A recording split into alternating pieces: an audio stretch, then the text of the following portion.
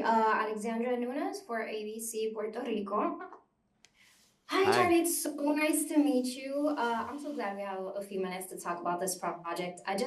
Before anything, I just wanted to mention that I saw your interview this week with Seth Meyers, and oh my God, it was so funny. I swear to God, the first thing I thought was, oh my God, he's such a good storyteller, and you have like these comedy chops that were totally unexpected. I don't know. I just wanted to tell you that because I don't know if anyone's told you that before.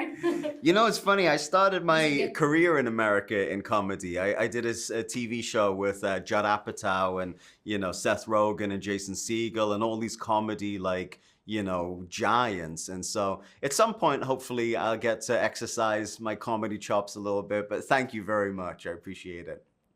Of course. Now, getting into the series, of course, as a journalist, one of the things that interests me the most is the research actors have to do when playing a real person. So, talk to me about where do you get started when there's so much information, but like at the same time, there's such limited information about this person.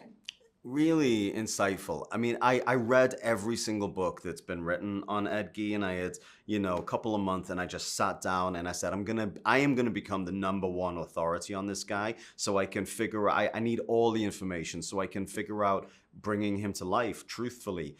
But I found that most of the books were these really grotesque sensationalizations of like the darkest elements of him. And nobody was really tasking themselves with the question that Ryan Murphy was tasking us with is like, why did he do what he did? We know what he did, and that's of course going to be in a part of the show that we explore, but we wanted to understand who the man was behind the monster. And what the most valuable thing that I found actually was all of his medical records because he spent 30 years in a mental hospital. And so there were, he did these reviews every like 3 months or something. So these like, dozens and dozens and dozens of long form psychological evaluations of him. And some of them are question and answer transcriptions. And so that was really, really helpful. And I mean, as an actor, how do you know when it's time to like stop chasing the exact accuracy and like try to lean into the artistic side? I find that the research is just you're always on the outside looking in to begin with, and the whole job is to try to get on the inside. And that's just like a feeling where you can read the script or think about a scenario and imagine a scenario and just know how the character would behave rather than having to like think about it or find a way in. And that just happens incrementally. And so what I've learned over the years is you just got to start early. You just have to start early, and it seems impossible, and it seems like you just like looking into this thing through bulletproof glass and can't get to the other side. And then slowly but surely it starts to happen, and then before you know it, you're inside looking out and you go, okay, now maybe this is going to be possible. And what about the voice? Because something that jumped out at me was immediately from your character was this voice. I've heard the tapes that are running around about the real Ed Gein, but your voice, it's very quiet. It has a softness to it. Why that voice? How did you come up with it? And why is it so effective? Well, thank you. I appreciate you thinking it's effective.